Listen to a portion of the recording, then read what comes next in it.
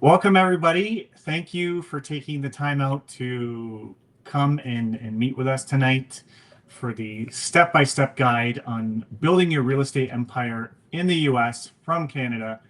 Um, I'm here hosting this tonight with a few experts in the industry. So we've got Erwin from Share, and we've got Kelly from MoneyCorp. So we're going to dive in. I know it just started, but we're going to get started. This is recording, so if you're coming late or whatever, you'll be able to view the recording after. But we're going to dive in to value everybody's time and really show everybody here how easy it is to invest in the States. So ultimately, it starts with the financing. So LendCity is a one-stop shop. So we're a U.S. mortgage brokerage, um, also a Canadian mortgage broker. We do residential, commercial, land, construction. The cool thing is that we can coordinate deals on both sides of the border, which just allows smoother transactions. Now, we get a lot of questions like, how hard is the financing, right? And it's not hard at all. It's super, super easy. So no income is needed to tap into US financing. You don't need a credit score. It will help you if you have one, and I'll touch on that in a second. But down payments start with 25% down. You can do unlimited rental property purchases. There's no caps, there's no debt ratios like there is in Canada. And the lenders just keep going and going and going. And the approvals are based on the property's cash flow. Now, if you do have a credit score, which will happen over time as you start investing into the States, you can start to tap into a little bit lower of interest rates, because how it works over there is the lenders, they price the loan based on the risk of the file. So the higher your credit score, the lower the risk, and you get a slightly lower rate. It's not a big difference. Could be 1/4% to 0.5%, but it can make a difference. So just know those are some options. Okay. Applying is super easy. You need a passport. And the main reason for this is they're looking for certain countries that are on the sanction list, right? They want to avoid lending to certain foreign nationals, they call them. So the passport shows your country of citizenship. Ideally, you want to have an entity set up. We can close without one, but I'm going to say 9.5 out of 10 investors close with an entity. So we need the documents to see who the beneficial owners are, how it's registered. Is it a multi-tier or a single entity, right? We need to know the whole structure because certain lenders have different requirements for this. We do need the lender's application as well, which will get you that. And I'll touch on that in a second, but ultimately, we don't want to just send you an application and then that's not the lender you're working with. We want to shop to find you the best deal and then introduce you to the lender. And in the States, it's very easy. They just need 60 days worth, so 2 months of bank statements showing your down payment. That's it. So Canada is traditionally 90 days, but we still have the same scrutiny in the fact of they want to know where your funds are from. So if you are providing 2 months worth of bank statements, but 2 weeks ago a 50 grand deposit hit your bank account, we do need to show the proof of those funds. With most of the lenders over there, we do have a couple that don't check the source of funds, but most of them do, right? So we got to keep that in mind. We need the source of those funds. Okay. So costs, what you can expect. So we always suggest people to factor in 4% of the purchase price as a closing cost. So in the States, it's a little different. They use title companies and, there is closing costs there. Now, a title company is the equivalent of a lawyer here. In different states have different rules, like New York, for an example. You can only use a lawyer. They won't use a title company. But the role is very similar. So that's what they do. Whether there's broker fees in the loan. So we can, for our commissions, we can build it into the interest rate of the loan, or you can pay it as a hard cost on closing. So we're flexible that way. I have personally found it's better to pay the fees once, especially if this is a long-term property, right? Just pay the fee and get the better rate. it's usually cheaper. If it's a flip or whatever, maybe you want to build it in, but if it's a long-term hold, it makes sense. The lenders have an underwriting fee as well. And again, all of this I'm including in the 4% of the purchase price. So this is the time it takes for them, the lender, to review the file, analyze the property's income and expenses, and determine the max leverage they're willing to do for you. Some of the lenders have an origination fee. We do try to work with the lenders that don't, so it's like a lender fee essentially. And the fees are also higher as a percentage if the loan is small. So if you're buying, two, $300,000, $400,000 property, the fees as a whole or as a percentage will be lower than if it's, $100,000 to $150,000 property. Pros and cons of, each asset class, but the fees are a little cheaper as you go up. Okay, so rates. We're seeing rates 6 to 7.5. I've even seen some on larger apartment buildings in the 5s. So it is a little bit more than Canada. So keep that in mind. However, the loans are open after 5 years. So that means you can refinance penalty free, where Canada, right, you have a term. And when that term is done, you have to renew into another term. So anytime you break in the middle of a term, you have a large penalty. So over there, they don't, right? You just have the penalty in the first 5 years, and then it's a fully open loan. Okay. Now I did state there that rates can be as low as 5.74 with a buy down. So a buy down means you're prepaying some of the lender's profits, and that allows you to secure a lower rate. Okay, so we can do interest-only loans, and we can even do a 40-year amortization to maximize the cash flow of the property. And all of our lenders that we work with do work with foreign buyers. So that's important because if you just call up any US mortgage broker, they might only have a handful of lenders that work with foreign buyers, where all of our lenders do, which really allow us to shop around to get you the best deal. Okay, so process. What's the process? So pretty much book a strategy call. So I put the link up at the bottom. Do that. You can pick what type of investment you want to buy, whether it's commercial or residential, right? And through the strategy call, you'll be able to sit down with somebody on my team and discuss the property, get quoted on the rates, and everything that you need to be able to make an educated decision on if this investment makes sense for you to move forward. There's no obligation at this point. It's literally just a phone call, learning what the rates are and the options are. Okay, so say that goes really well. Then what you do is you submit the property details to us. So this is, address, potential purchase price, any of the income and expense details relating to the property. And then we can tell you the maximum leverage on that property, the rate. Ironically, like we had this one client, one of our first deals that we did, and he refinanced 2 condos, but they were in separate complexes across the street, and the rate was 0.5% difference between the two.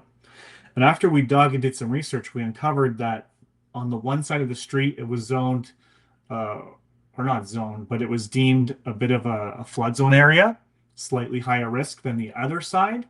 So the rate was different, even if same property, same layout, same value, right? So it's very different property by property. So we like to price the properties individually so you know exactly what you're getting.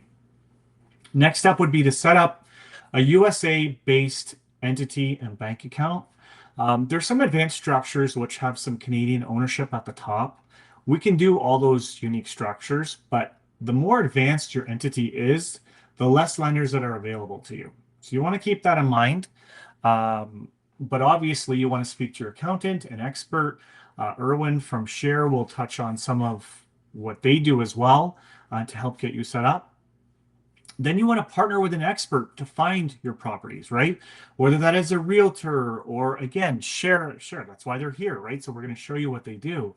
But you want to partner with somebody to find your properties, right? Because then you want to buy something, especially someone who has experience working with a Canadian, because your needs are going to be different than a US citizen's needs. They don't understand the differences.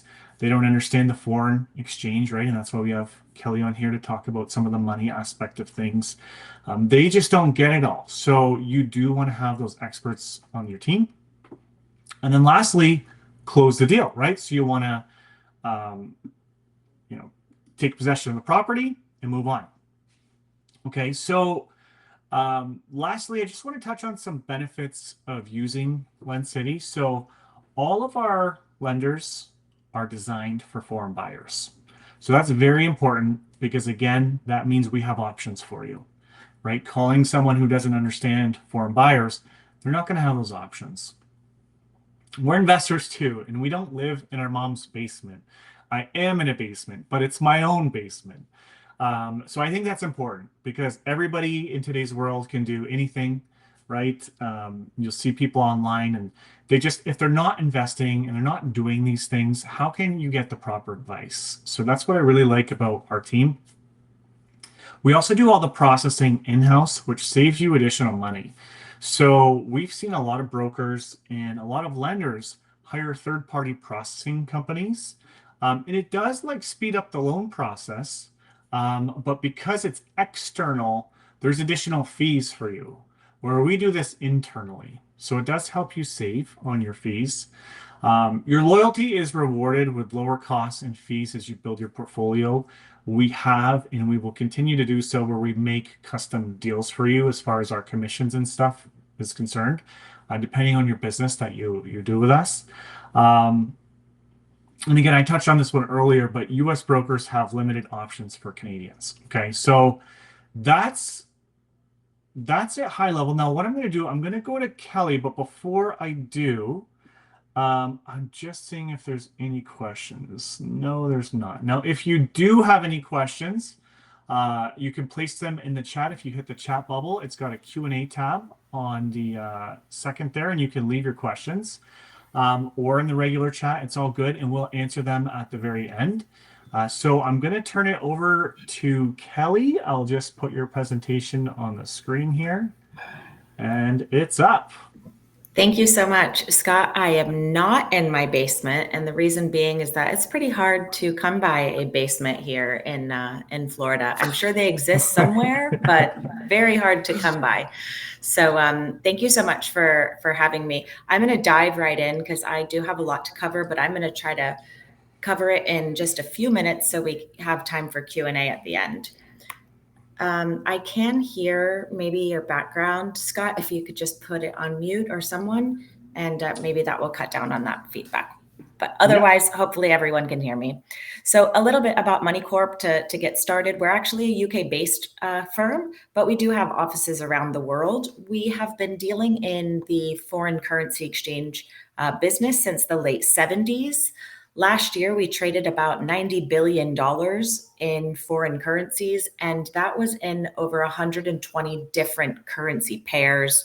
I say there's few industries that are as regulated as the foreign currency exchange industry. So rest assured that you're working with a company here that has obviously decades of experience, and we take compliance and regulatory compliance very seriously. We do have 11 offices in 11 countries. You'll see there's a very big concentration of us throughout North America, as well as throughout Europe and the UK, as well as Brazil. But again, we can trade 120 different currencies. So it does not matter really where you are or what currencies you require. We can do transactions in both directions. I would love to invite you to visit moneycorp.com. Even at the conclusion of this presentation, there's just some great information there. You can open an account directly from the website if you choose to do that. But if you really want to, dig into the currency exchange markets, there's some interesting articles, blogs. There's a currency zone. You can register to receive a daily, a weekly, a monthly FX update. So feel free to register for those if that's something that you're interested in. There's also overseas property guides. We speak to a lot of people that are kind of getting their ducks in a row and creating their to-do list. Feel free to download these overseas property guides and just make sure that you are actually ticking the boxes so there's no surprises as you do get closer and closer to your overseas property purchase. My presentation today is going to be very focused on buying real estate, obviously, but I did just want to mention quickly that people use MoneyCorp services for lots and lots of different things. We have many clients that are, of course, buying and selling real estate, but also receiving inheritance, selling international shares, sending children to study abroad, destination weddings. That's always fun. But anytime there's a currency exchange and international payment requirement, that is something that MoneyCorp can help with. The number one question I'm always asked is, why would I use MoneyCorp versus my bank? And there's a lot of reasons why. So first and foremost, there's something known as the interbank rate of exchange. That's the exchange rate that big banks are buying and selling billions of dollars of currency at any moment in time. But that's not the exchange rate that you or myself would have access to. Now, because MoneyCorp does $90 billion worth of foreign transactions each year, we have access to that same rate of exchange. So whereas banks are typically taking a margin or a spread of anywhere from, we'll call it 2 to 5%, MoneyCorp is working off of a less than 1% margin. I will tell you that Canadian banks are actually not quite as bad as some other global banks. As an example, you would never use a US financial institution to do an international transfer.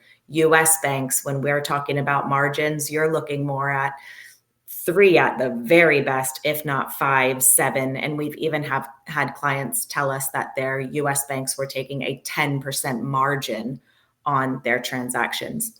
Canadian banks tend to stick more to that 2 to 3% margin. And again, MoneyCorp is working on a less than 1% margin, getting you really, really close to the true and actual rate of exchange. Banks also charge international transfer fees. This isn't going to break the bank at the end of the day, but hey, if it's $50 that you can save, it's $50 that you can save, especially if you get to a point where you're making ongoing regular transfers. The $50 can certainly add up.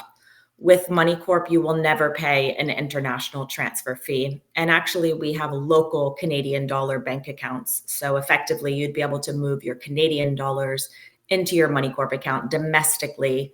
We would facilitate the exchange into dollars and then simply have those dollars sent to wherever you instruct us to send them to. The last thing I want to really mention is that with the banks, you simply have to contact them on the day you want to do a transaction, and you get the rate of exchange that they're able to get you on that day. We have a much more proactive approach to this, and it's more of a consultative approach where we want to start working with you as early on in this process as possible to help you monitor the exchange rate. Let's help you pinpoint the best time to exchange the funds at the best possible exchange rate within the time frame that you're working with. Your currency exchange specialist can help you target a specific rate of exchange. And even if that rate becomes available for a moment in time, we can help you to proactively take advantage of that. Or if we see the rate start to move in a positive direction for you, you could even go ahead and purchase your US dollars and simply hold those on your MoneyCorp account until you're ready to make a transfer in the future. Every client that opens an account with MoneyCorp, we immediately introduce you to a dedicated currency exchange specialist. So again, this is someone that is always going to be on hand to provide you with exact quotes and expert guidance along the way. Again, to set up an account, all Canadian clients do need to provide us with 2 documents. Don't be alarmed though, it's a copy of a photo ID and a copy of a utility bill or something showing your name and your current home address. So very, very simple. And once that account is set up, you can go ahead and speak to your currency dealer.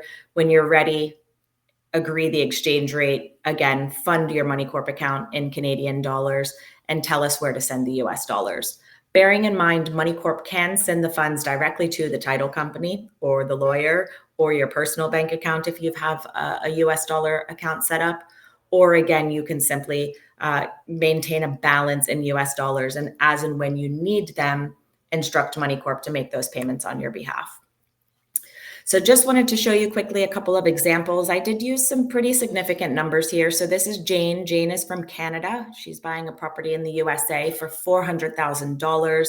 And what I wanted to kind of show you is just the difference, right? So the bank was offering Jane an exchange rate of 0.7105, meaning that $400,000 property is going to cost Jane 562,983 CAD. Simultaneously, MoneyCorp was providing an exchange rate of 0.7298. So same property, same purchase price, but with MoneyCorp, that property was going to cost 548,095 Canadian dollars. So it's a difference of 14,000 Canadian dollars just because Jane used MoneyCorp versus the bank. Again, we want to help you target a rate and help you to make an educated decision on when to buy those dollars to maximize your bang for your buck. Again, local Canadian account. So let's strip the international component out of this entirely.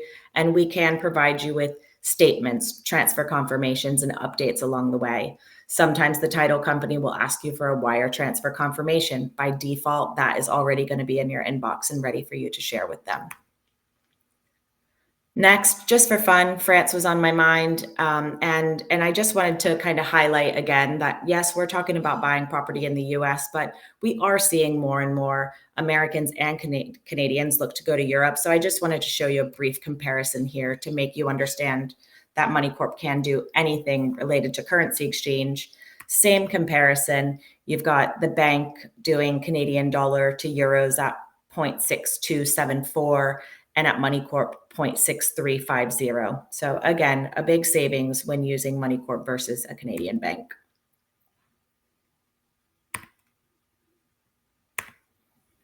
We are obviously often asked what factors influence an exchange rate, and really there are so many factors we can't even count them at this point. I think what I'm about to have for dinner is probably something that may not impact the exchange rate, but just about anything else. So you've got political stability, interest rates, stock markets, inflation, the list goes on and on. So these are the factors that your currency specialist will be keeping their finger on, and therefore passing this data onto you to help you make an informed decision.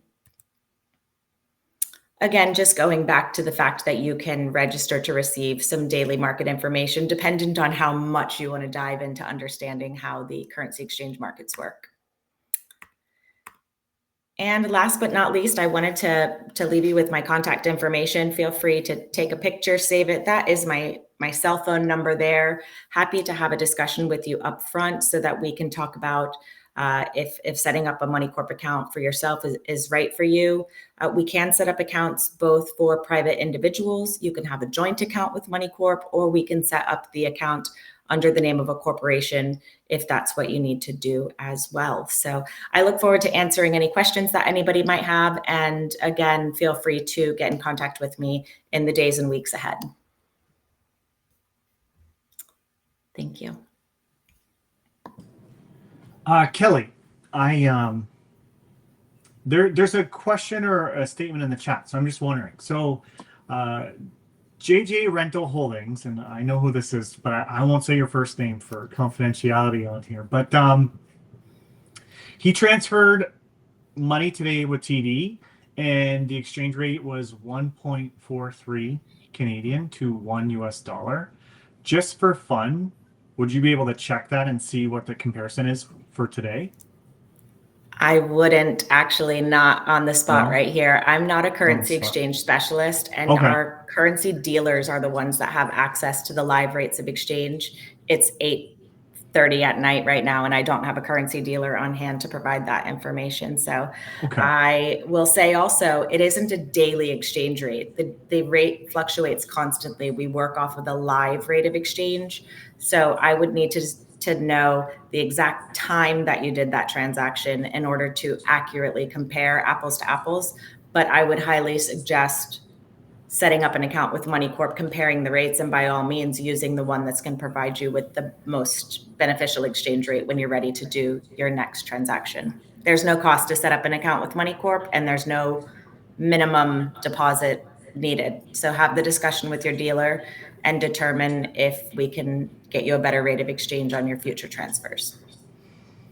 Perfect. And JJ Rental Holdings is saying, do they have rate lock options? We can do two things. One, we can do a forward contract, or one, let me back up. We can pre-purchase your currency, right? So you can go ahead and buy your currency right now and leave it there. And therefore, effectively, you were locked into the rate because you pre-purchased your currency at today's exchange rate, as an example.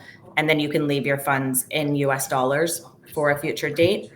We do have a forward contract. Our forward contract allows you to lock into an exchange rate for up to 2 years. With our forward contract, you would be required to send in a 10% deposit to offset the total amount that you were looking to transact. I will be honest, though, there are some limitations with Canadian clients taking advantage of a forward contract that aren't necessarily the case for clients in some other jurisdictions. So again, you'll want to discuss with your currency dealer if a forward contract is available based on your residency. Awesome. Thank you, Kelly. And I'm thinking this is a good idea for anybody that wants to even take their positive cash flow from the States and pay it to themselves in Canada, right? Because even if it's $50 that you might save, it's still $50 then. Absolutely. We have lots of people that have the property managers, et cetera, send their rental income payments back into their Money Corp account. You can then hold them in dollars.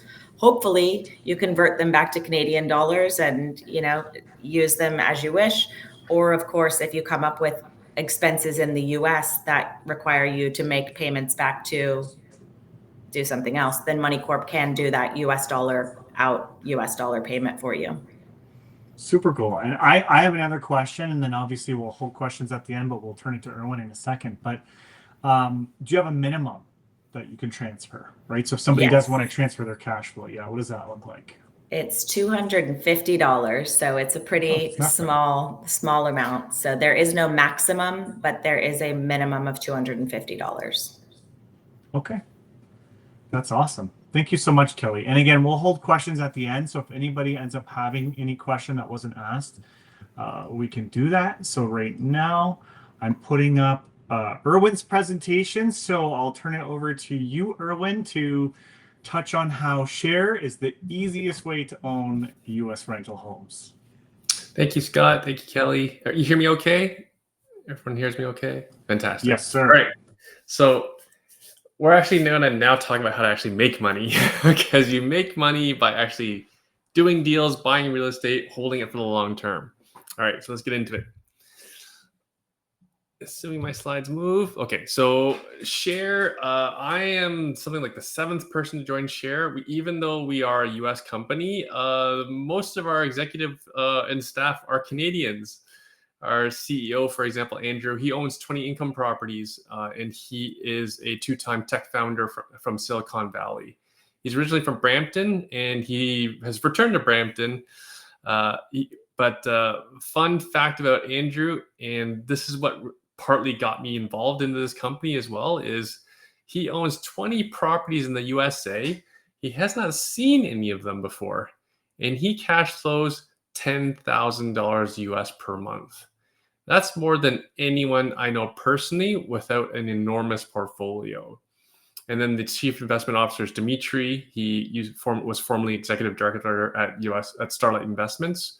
For all you Canadians on here, you may have heard of Starlight. They are the largest apartment building owner in Canada.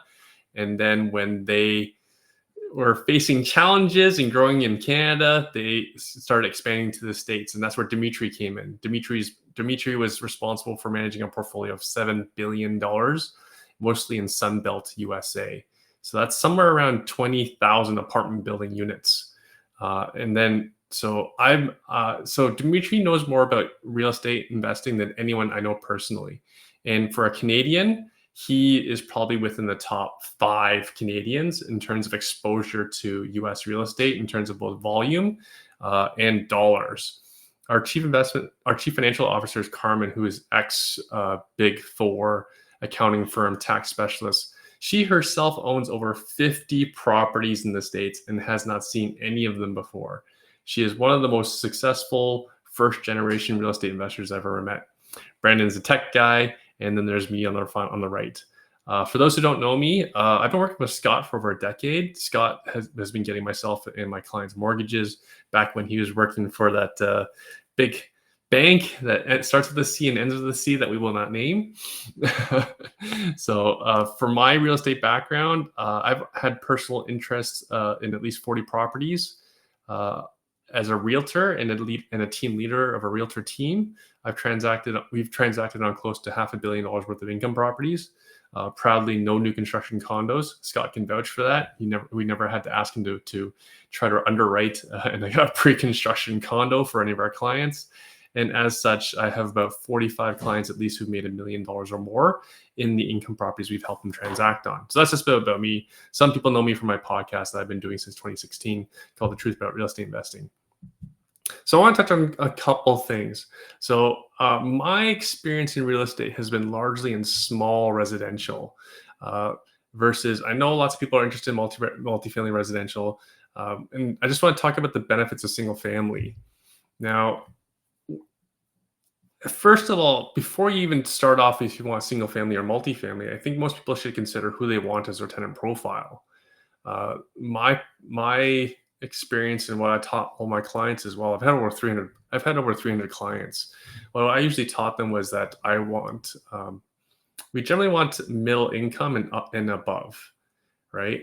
So then when you think about where middle income people and above want to live, they generally don't want to live in high density unless they have to. In cases where they have to would be like more expensive cities like Seattle, New York City, Los Angeles, Miami. But when we're real estate investing in the States, first off, I think Canadians need to really understand how different the US markets are than Canada. The Americans have, I don't even know how many, but 4 dozen, I think. Maybe even Kelly knows. I think the Americans have at least over 50 cities with 2 million population or more, versus in Canada, we only have 3. And one of them speaks French. So it's awesome. So apologies. I love Quebec. I love Montreal. However, most people who don't speak French don't want to end up in Quebec. Right? My point, though, is that when we're investing in the States, we're generally investing, again, we're looking for quality, right? We're looking for both quality of tenant and property, and also opportunity. Best opportunities in the States right now are generally areas in what are considered red states. This isn't political, but this is more economical. Where is all the economic growth? Where is all the investment happening? Generally, it's in the red states. And so our strategy has been around emerging markets. So we're generally higher end, but also consider higher end, and I'll have a slide for that later. The most my clients ever paid for a 3-bedroom house detached in the States is $275, right? So we're getting better quality tenants in single family rentals than you can get in multifamily. It's, again, if you can afford to live in a detached home, and that's what most people want in general, including Americans. Like, Kelly, do you live in a detached home? You even mentioned you don't have a basement. You're that rich. You don't have a basement, right? Correct. I'm in a detached home. Yes. And I don't, yeah. Again, if you don't believe me, make more trips to the States and go have a look at multifamilies, and then look at renters who live in detached homes. There's a difference in the tenant quality. So with houses, the tenants stay longer. I also understand that investing in the States is really different than Canada. In the States, people want tenants to stay as long as possible so that there's no vacancy, there's no turnover costs. Appreciation generally is better in single family homes because we're not tied to necessarily net operating income and cap rates. Exit flexibility. In small residential, again, I have a lot of experience in small residential. Liquidity is higher. The most liquid piece of real estate is the starter home, right? What is the most in-demand piece of real estate? Generally, that is the starter home, and that usually means 3-bedroom and detached, right? If you don't believe me, ask any apartment building investor in Canada, especially if they're in BC or Ontario, if they can sell their property. I know many people in this space, and they cannot sell. If you have a 3-bedroom detached home anywhere near the GTA or surrounding Montreal or Vancouver area or Edmonton or Calgary, that property probably sells within 60 days quite easily, right? Financing options. financing is just so much easier on single family homes than it is for multifamily. Also, for any beginner investors on here, Scott can vouch for this. If you are a beginner investor, the lenders generally want to see you do a smaller multi before you can do anything larger. So be wary of that as well. Market access. Again, it's and then for the strategy as well, we're generally looking to be in nicer areas. So in any major city that we're in, again, we're generally around major cities you've all heard of, cities with major sports teams. We're generally investing somewhere around 30 minutes from the downtown. We want to be in the suburbs where families want to live, right? If any of you have been in any of these major US cities at night, and if you're a Canadian, you'll notice there's a very different vibe. So you understand completely why we're in the suburbs. All right. So just to give you an idea of what kind of properties we're dealing with, we're generally dealing with price points between, our clients are generally transacting between 100,000 to 275. I haven't seen a single client buy a property for over 275. We're in landlord-friendly states. I know that image highlights California, but we're generally in, again, we're in areas that you've all heard of. We're in Arizona, we're in Texas, we're in Georgia, we're in North and South Carolina, we're in Missouri, we're in Kansas State, we're in Ohio a little bit. So again, all landlord-friendly states that happen to also be business-friendly. And because they are business-friendly, these states generally attract more investment, and also they have lower taxes. So surprise, surprise. And then stronger economics. I have some more slides on that. I was just talking to a friend how, the decline of Canada started around 2008. In 2008, we were leading the G7 countries. We were including leading America because we have such a strong banking system. Well, that didn't last very long. We are now dead last. We're actually negative growth right now. We're worse than Italy in terms of economic growth. While the Americans, I know this just shows the G7, the US economy is basically leaving behind everyone else in the world. The only ones really keeping up are maybe China, right? And then I belong to a brokerage called Rockstar Real Estate. Even they're saying, who wants to invest in Canada? Because based on the capital markets, money is just regularly leaving Canada. And even our own companies. In the bottom right there, you see TC Energy is a company I actually own the stock in. Where's my mouse? There it is. So TC Energy, again, a Canadian company, just announced they're investing $8.5 billion in the States, not in Canada, right? They'd love to invest in Canada. They said so, but the system here isn't conducive to them investing here. Don't forget our Prime Minister, who was leader of the current party that's in power, said there is no business case for additional energy investment in Canada. So makes sense that energy companies in Canada would go invest elsewhere, especially somewhere like the States, who's trying to grow their energy sector. Now, institutions, so understand, if you study what's going on in the investing world, if you read the newspaper, if you read the news, I read the news regularly. If you see what the really big money is doing, they are generally investing in the States, including Canadian companies. Here's this one article saying that institutions are set to own 40% of single-family rental homes in the US. Understand that the single-family rental home market in the industry in the States is $2.4 trillion, I believe. Don't quote me on the number, but it is the 2 trillion number. And to give you context, that is larger than the entire Canadian economy. Let me say that again. The single-family home rental market in the US is bigger than the Canadian economy. That's how big it is. Again, large money is pursuing investing in the States. Canada Pension Plan just announced an additional $700 million to invest in the Atlanta, Georgia area, a very popular area for our own clients as well. And also Blackstone they bought just last year, they paid $3.5 billion for Tricon.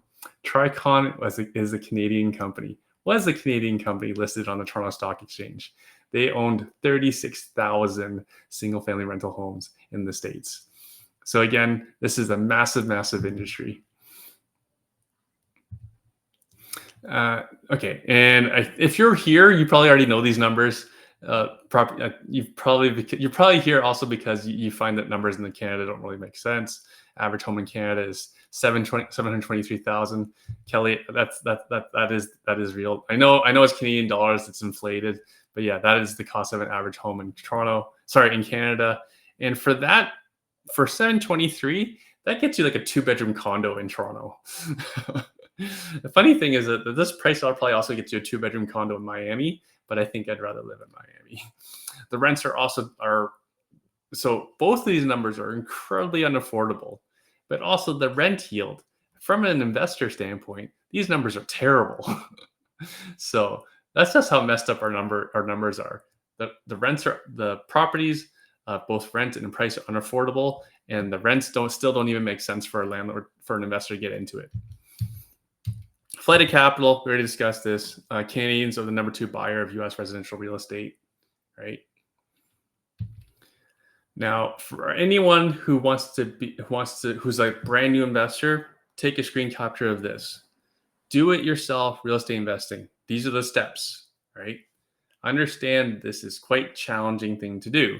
And that's why my team and I used to get paid a lot of money to coach clients, because we basically coach clients through all of these processes, right? Again, when we were coaching clients to acquire income properties in mainly west of Toronto area, we were helping them do all these things, right? And it also takes a lot of time. Some of my clients would take 2 years to transact on their first income property. Point is, it's not easy. There's lots of steps to do it yourself, and also it's absolutely fraught with risk. You probably all know people who've messed up. Bought the wrong property in the wrong area, rented to the wrong person. I literally just spoke to a client this week, who had a tenant not pay them for 9 months and also trash the property. Very nice to be a landlord. Very good to be a landlord in tenant-friendly Ontario. Versus, now I just want to highlight something. Some people mistakenly think that share is turnkey. More accurately, we are a done-for-you service. It's actually Scott that coined the term. He was actually the first one that accurately, I thought, described what share does for clients, as in that we are an end-to-end service. Our investors have minimal involvement in the process. It's mostly just pushing paper, right? No different than getting a mortgage in the States, right, Scott? It's just pushing paper. There's no significant effort. Properties qualify for the mortgage.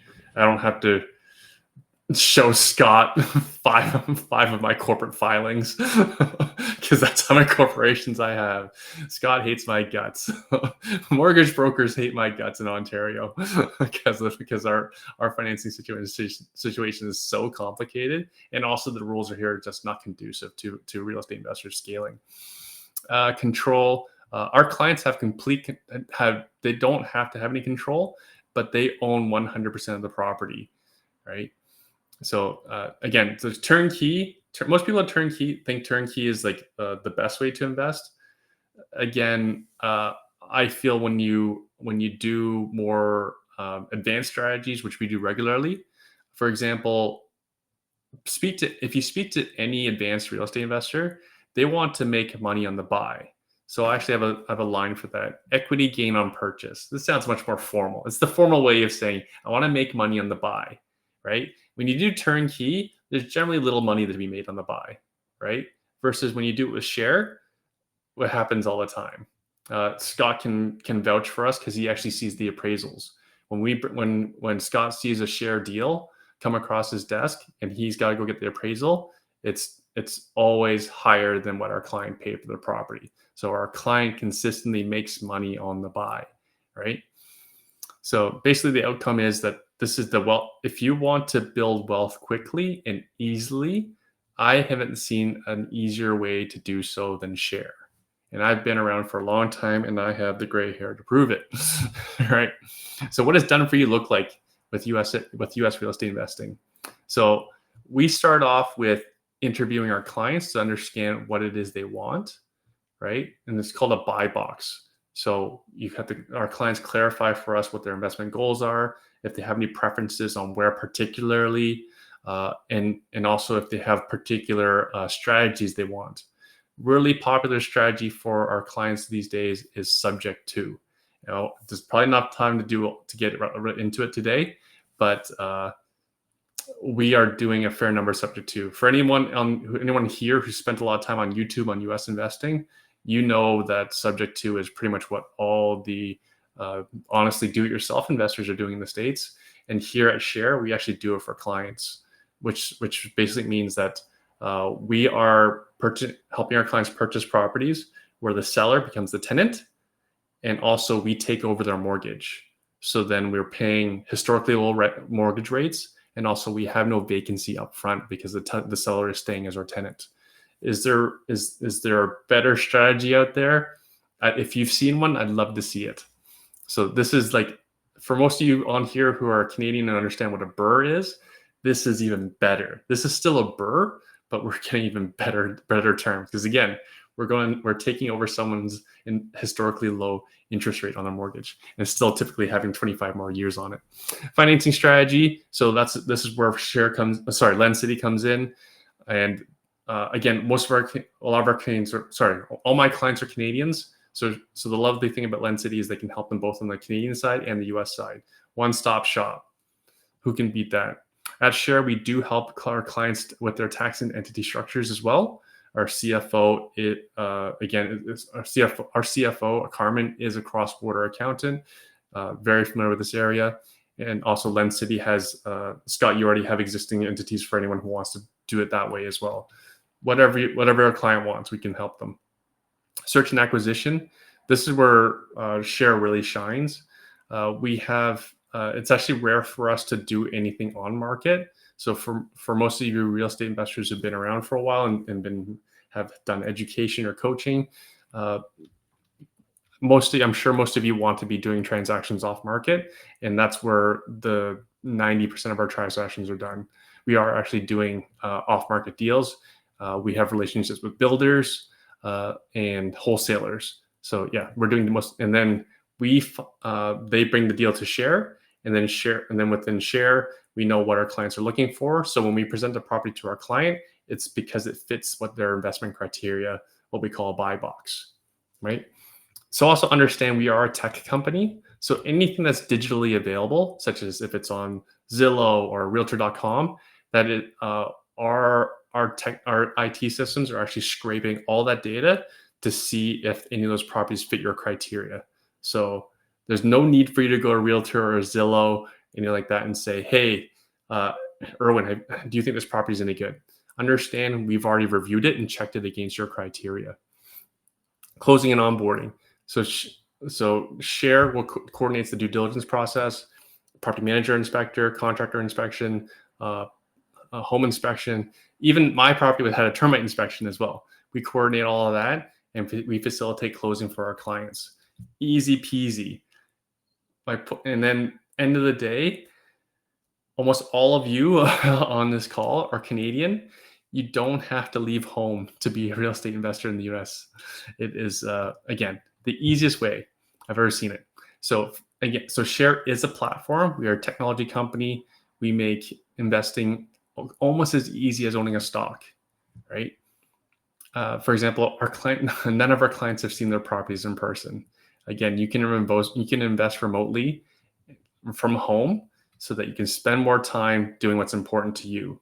That can be work, that could be your work, your business, or spending more time with your family. You can monitor everything from home. Some of this looks like this is our client portal as well. All your documents are managed in one place. All your financials are in one place. So you can track your property and your cash flow all in one place. And then the nice thing about us being a tech company and everything being done in such scale, all your financials are digital, including your expenses and receipts and whatnot. So your bookkeeping is done for you. Now, in my experience, 8 out of 10 real estate investors in Canada do their own bookkeeping. Here, I'm telling you, your bookkeeping is done for you. All you need to do is download the file and give it to your accountant. So who this works for? This works for people, pretty much anyone, right? If anyone wants to be a real estate investor, we generally tell people if you have about 80,000 American, 100,000 Canadian, that is enough to comfortably get into your first income property. Now we're talking about diversification as well. In my experience, most Canadian investors are already, all of their income and all their assets are in one country. Now, I like to pose the question. I'll pose the question to all of you. What financial advisor in the world would recommend that you have all of your income and all your assets in one country, right? I can't see Kelly clearly right now, but I'm pretty sure she's shaking her head that you should have all of your eggs in one basket, right? Kelly, am I right? You're right. Don't Send have your all money your out. eggs in one basket. Yes. Open an account, get some euros, get some. No, I'm kidding. But again, it's what I see every day when I talk to Canadian investors. Almost all their income streams and all their assets are in one place.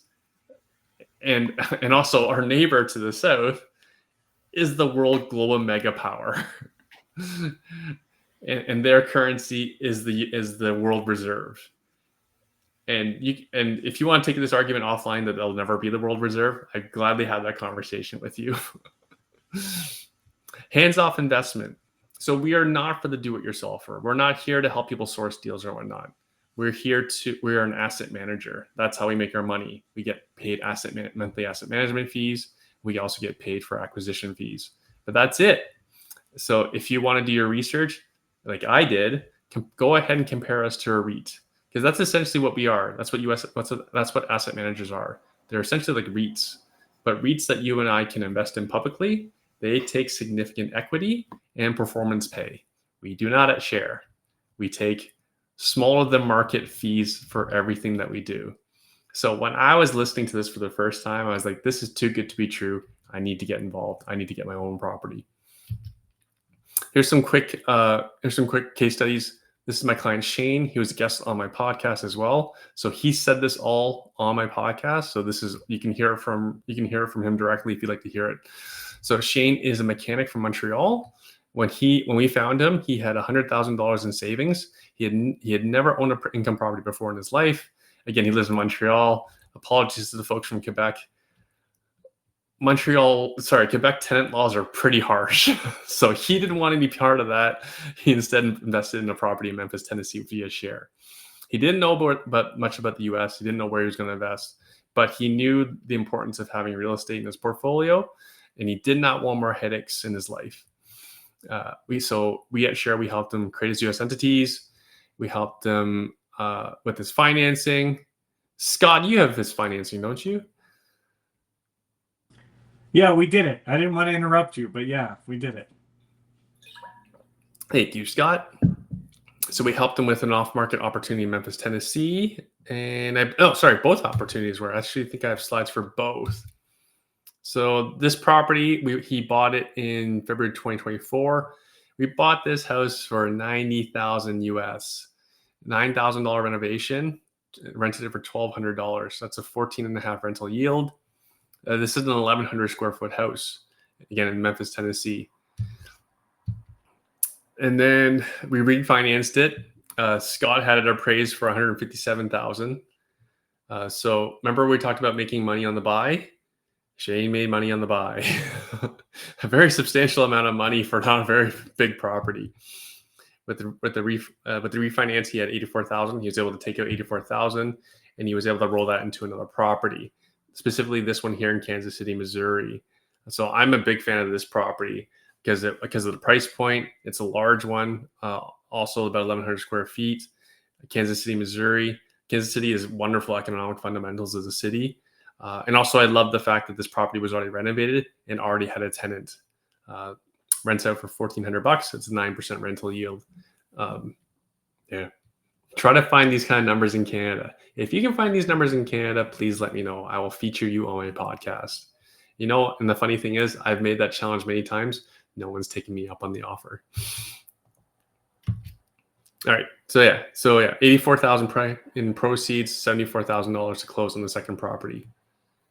Right.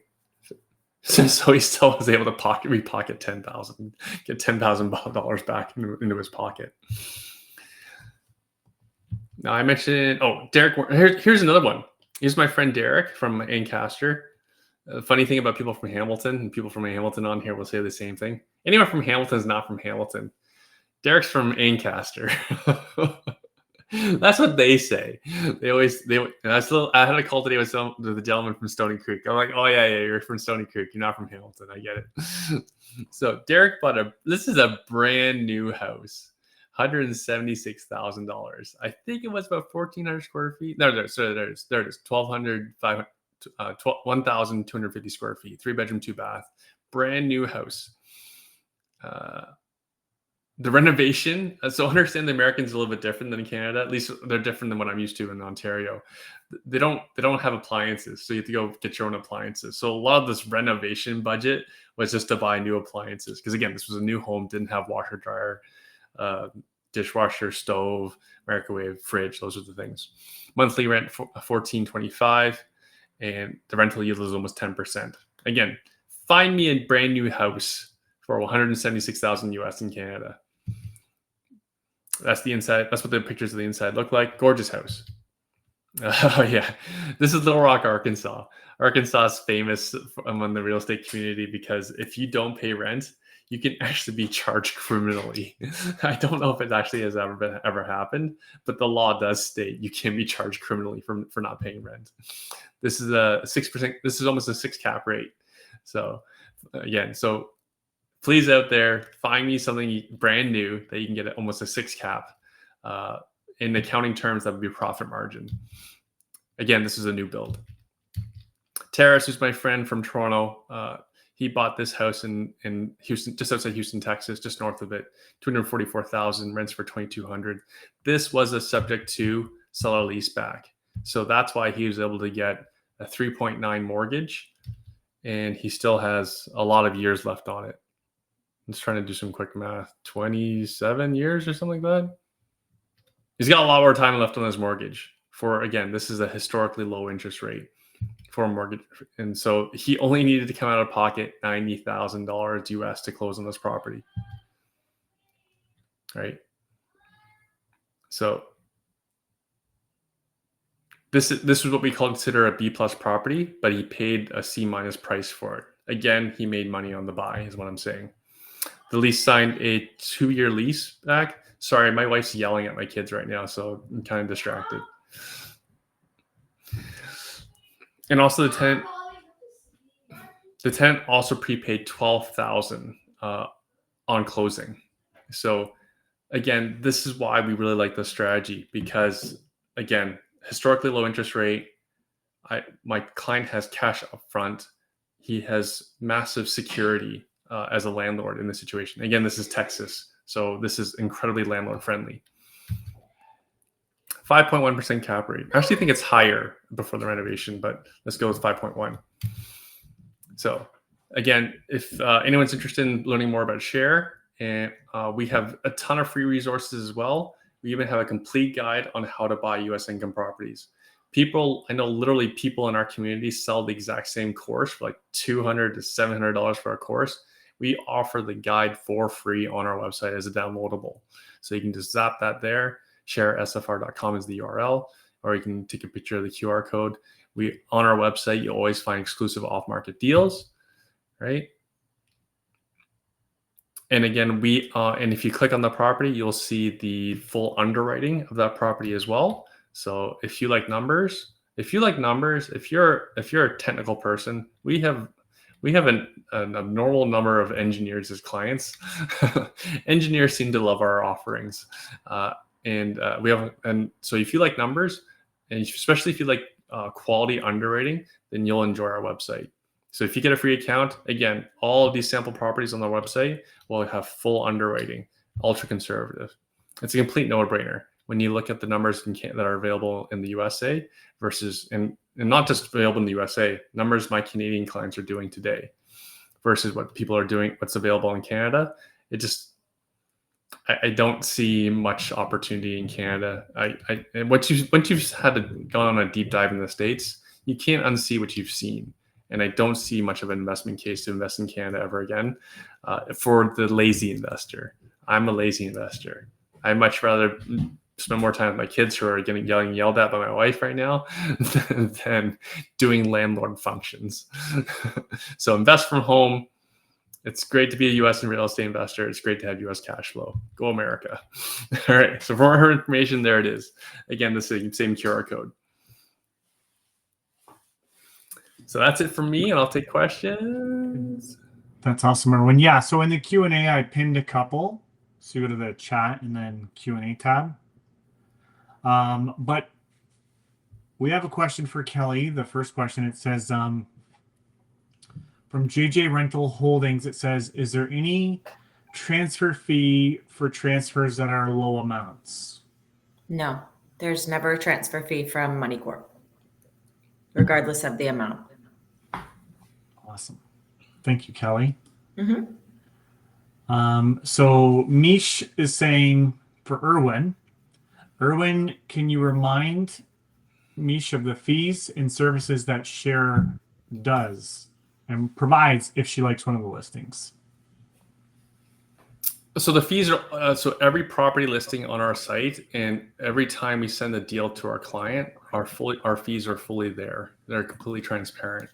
Our acquisition fee is $7,500 US or 3%, whichever's higher. That's acquisition fee. That's one time. Our ongoing asset management fee, it slides. For our clients with more properties, it becomes a smaller percentage. On the first property, our asset management fees work out to somewhere between 4 and 6% of rent, right? And also with the advancement in technology, that number is actually falling. So I hope everyone likes AI because it's making being a landlord more profitable. That's awesome. Mish has another question. It says, with Share, does the buyer find the property manager or does Share do that? So we're end to end. Our property managers are institutional. They're enormous. The smallest property manager we work with will have somewhere around 3,000 houses under management in the city. And as in turn, they have somewhere around 200 in-house staff. They don't want retail clients. They don't want clients like Scott or I. They probably they'll take Kelly though, because she's big time. But generally they're not working with investors unless they have 100 to 300 houses. So that's not Scott or I. So that's why they'll go to Share, because Share is an institutional investor. So the property manager talks to Share talks to me. It's kind of like Costco, right? Kirkland doesn't talk to me. I don't make returns to Kirkland. Costco's my intermediary. So that would be like Share. So again, property management is under the overview of Share. And also understand that when I did my own due diligence, and also most of you will probably cover this as well, that your greatest risk as a U.S. real estate investor is actually the property manager. So that's why I really like the idea that I'm able to outsource them, because the typical turnover for a property manager is somewhere around 2.5 to 3 years. So that's not a function that I enjoy doing, especially being an out of country investor. So I appreciate that I have someone else handling that for me. Well, that's awesome. And the other thing too that I'll share, no pun intended, is that if you already own real estate and you want in the States and you want to make it more hands-free, Share can install management in their systems and their reporting and all those things on your existing property as well. So I just want to bring that up. Now Dan is asking, probably in reference to the map that you shared in some of the locations you discussed, but Dan's asking, are any other areas opening up, i.e., away from Texas or Arizona? He's interested in Virginia Beach. We are in, I think, 24 major markets right now, all in red states. So if you're looking for a red state, we can likely support you. Okay, that's perfect. So I'm going to answer a question for Devin. It's about mortgage financing, but anybody else that's here, if you have any other questions, put them in the chat and then we'll get to them. So Devin has 2 questions. So do we finance multifamily in the States? Yes, we do. If so, what is the maximum unit size?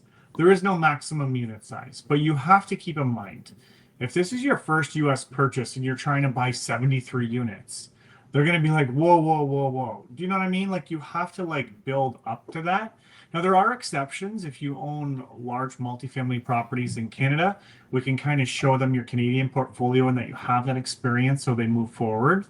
So do keep that in mind, right? To go from zero to hero, right? That's hard. They like the baby steps there.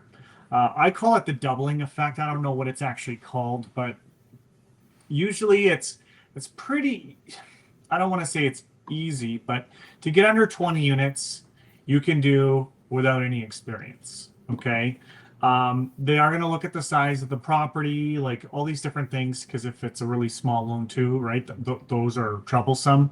I think on Irwin's slide, he said the minimum for multifamily is 700 to 800. Loan amounts of 500 or above are the sweet spot for multifamily.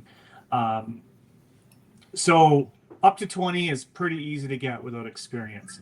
Then from there, the doubling effect kicks in, right? So if you're buying 20 today, then tomorrow you can get 40, and then 80, then 160. You see what I mean? So it kind of keeps doubling. But just to jump to something that's really big, that's limited. So then the second part of your question here says, when I say 2 months bank statements for proof of funds, can that be an investment account statement, or does it need to be cash in a bank account? It can be either or. We can even use lines of credits, and we have. As long as you have the funds available, they'll use it.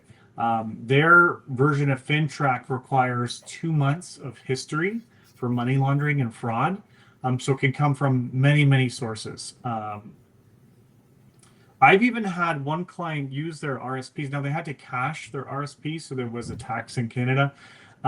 So they used the after-tax amount, but I had a client do that, and the lender was okay with it. So it's pretty cool. So there is some more questions here. I'm just going to add them to the Q&A here.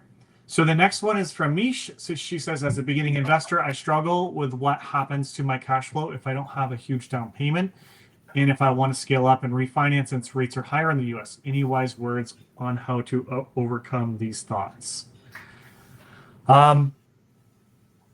So the thing is if you're concerned, right, this is where the underwriting comes into play, where share adds value, where we can run the numbers. So if the cash flow's tight, we can look at an interest-only loan, or we can look at a 40-year amortization loan, right? So there's different things that we can do for the cash flow. I will say, though, that you're really not going to, at least in this point in time, you're really not going to find cash flowing issues as long as you're not trying to buy super expensive properties, right? Like, it's very rare that I find a property that does not cash flow. We actually have a local doctor in Windsor who's buying Airbnbs in Florida, and the one had a condo fee of like $1,800 a month, and I'm like, wow, this is not going to like. That's my mortgage payment. I know, but it's awesome. It includes a golf course. They have DJs at this place every day, gym membership. Like, it's like a lifestyle, right? But it cash flows. Like, it actually cash flows. So really, like, it's hard not to find cash flowing numbers. So again, I think it's a matter of tapping into people like Kelly, right? Because when you're transferring funds back and forth, you can maximize your cash flow by minimizing your currency exchange costs, right? Getting those longer amortizations, shopping around, like we'll shop around for you to try to get the best mortgage. And then also partnering with experts like Share, or if it's in an area they don't cover, an external realtor, and make sure that they find something that cash flows. So there's definitely ways. You just have to be creative. So this one's for you, Erwin. It's from Bruno. He says, what are the fees for bringing a property to Share for management? Again, it would depend on the size of portfolio. So great question, Bruno. So Scott mentioned earlier that Share offers, if you do bring a portfolio to them, they will asset manage it for you, assuming it's a good fit. So the asset management fees are no different than our other clients. Again, it depends on the size of your portfolio. Roughly, at least for the first property, it's between 4% and 6% of rent. That's where it works out to. But that number slides down if you have a larger portfolio. So Bruno, if you could share the size of the portfolio, I could probably get you a better number. Like if you have like 10 properties or like 5 to 10 properties, you're probably at the lowest end of the scale. which so it'd be it's not much money at all to get rid of a lot of headaches. Perfect. So I just figured this out. I can add the questions to the stream. So here's the next question from Jim. That's so cool. Yeah. It says, can LendCity get loans for Canadians to buy and rehab a property to flip in the States? Yes, we can. The first one's always the hardest because there's the lenders for certain products, especially the flip financing. They want you to have experience. Now, we do have multiple lenders that can move forward on your first flip, but there's not as many as if it was your second flip in additional. So yes, we can. The down payments differ. I'm finding like maybe 75 to 80% of the purchase price gets financed, and then up to 100% of the renovations for your first timer. And then the more that you do, the rates and fees come down and the loan to values increase until you hit that 5 to 10 mark, and then you're getting maximum leverage and financing at these lenders. So great question, Jen. Okay, so Dennis says, if I take on loans in the US, will it affect my stress test for mortgage in Canada? So I'm going to say it depends, Dennis, on who you're working with in Canada, because I'm familiar with the Canadian lenders and banks that want you to report foreign properties on your application. And I also know the ones that don't care, right? So you have two answers here. So depending on your lender, yes, it might be factored, or you deal with a savvy broker who understands this, and we can partner you with the lenders when you buy your primary home here that don't look at your foreign property ownerships. So yes and no, depending. Mish has another question here. So it says, and this is for MoneyCorp. So how long do funds have to be in the MoneyCorp account for a purchase?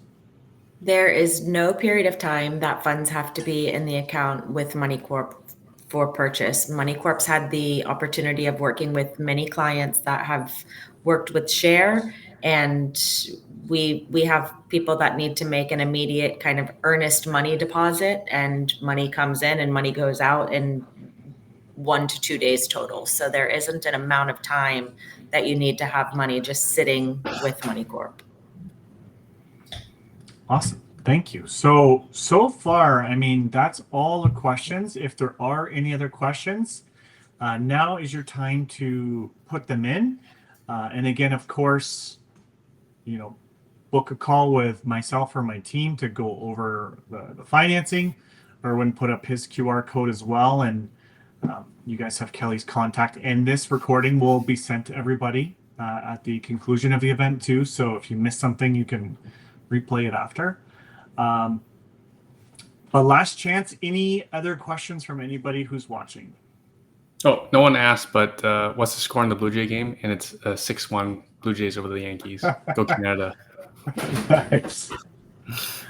Nice. Love it.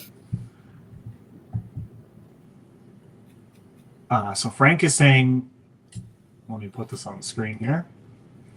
Frank's saying, what's the minimum to buy a first property? So in Share's qualifications, they mentioned the purchase price minimum is 100. That's actually very, very, very hard to get now. It's tightening up on the smaller loans. Most lenders want it to be like 115 or higher. We could probably still source somebody who does 100. But then at that, right, depending on the lender, most lenders want 30% down. A few will go to 25, right? But usually the ones that do 25 want the loan to be 150 or higher. So you got to just check, right? And that's what the strategy call does, that you book with myself or somebody on the team, because we'll analyze those numbers. So minimum purchase price, depending on the location, let's call it 100, because I'm positive we can still get them done, but it's going to be very tough. But most lenders have shifted to 115, and then you're needing minimum's 25, but let's call it 30 because it's a small loan that you would need. Okay, so Jim, so can LendCity provide a mortgage pre-approval note to present to the realtors in the US when shopping to buy properties? They sometimes ask for that piece of document. 100%. We have our own pre-approval letter. We list the property address, the terms, the LTVs, everything on there. So we can give you that for your realtor. And we've even accepted phone calls from, if you give us permission, of course. But we've had phone calls from the listing agents where we confirmed the pre-approval verbally to them as well to help secure the offer. So we can absolutely do that for you.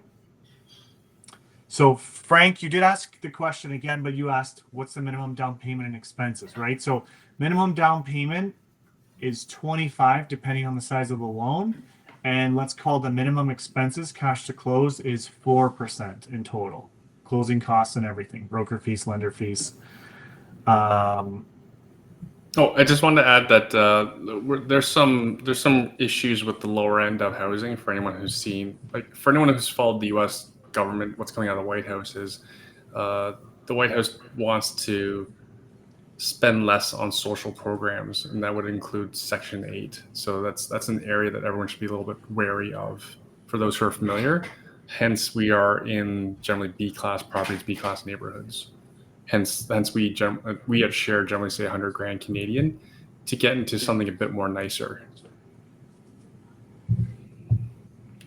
Yeah, and that makes sense. And honestly, the reason why is it's different in the States.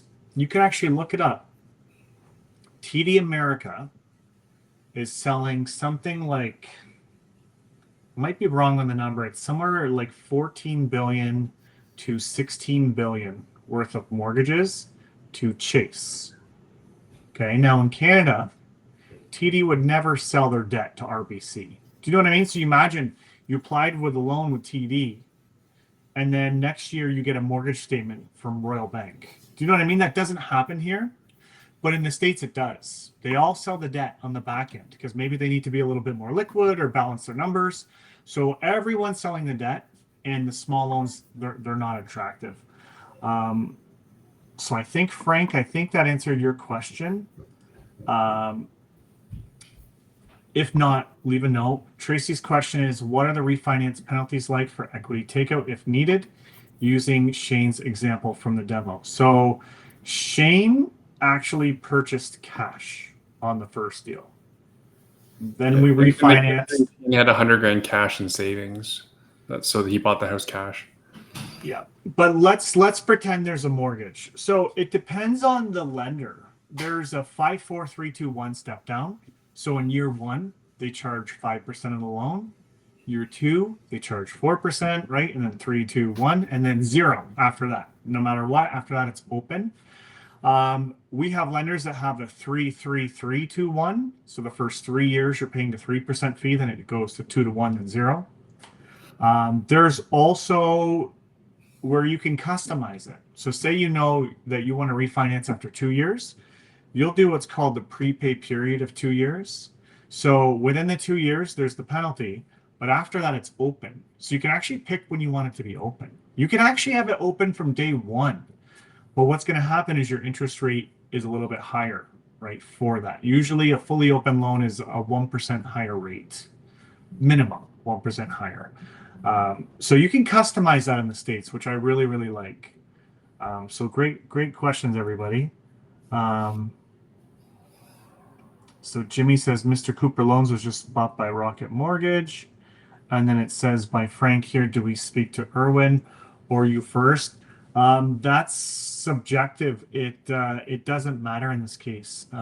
Who you want to speak to first will be integrated along the way. So we can help or reach out to Erwin's team first, because some people, they want to find the property first, and some people I find want to have their finances lined up first, right? So it just depends on who you are, but both ways will lead you in the same direction, so you're good. Yeah, I understand that we send all of our Canadian clients to LendCity for lending because Scott is quite rare. Investor specialist who handles both US and Canadian financing, and he owns both companies. That's extremely rare. I haven't found another person like Scott. Yeah, it's rare. And for those listening to, the reason I'm able to is I'm dual citizen. I think that's the secret, right? Is that I was born in the States, moved to Canada when I was young, and I've just stayed here and lived here my whole life. But yeah, so Mish has another question here. So any strategy on how to scale over the first few years to buy a second or third property? I'm going to say go with share. Because Erwin, he said, and it's true, I'll confirm it, every one of their deals that we've done, the buyer of that property purchased it for quite a bit less than what it appraised for. So you want to scale, right? You buy something under value like that. We can refinance, call it 6 months, call it a year. You pull out that money, right? And then you can do it again. So I do think definitely scaling with Erwin and share will be helpful there. Do you have any feedback to add there, Erwin? I just wanted to confirm what you said in your presentation there. Yeah, Mitch. I don't know where you are located, but here in Ontario, the burr is basically dead. The burr is live and well in the U.S. we can continuously find burr opportunity, right? So that also means, again, the make money on the buy. That should be always something that all investors try to do. Buy for under market value, and then something that you can renovate and improve value, and then extract some of your money back in order to buy the next property. That's awesome. Yeah. Mitch, so you know exactly why Shane doesn't invest in Montreal or anywhere in Quebec where he's from. So I have a political question for you, Erwin, and you, Kelly. My favorite kind. Is Alberta going to join the U.S.? What do you guys think? I'm a former Disney cast member, so I think we'd say like the more the merrier, right?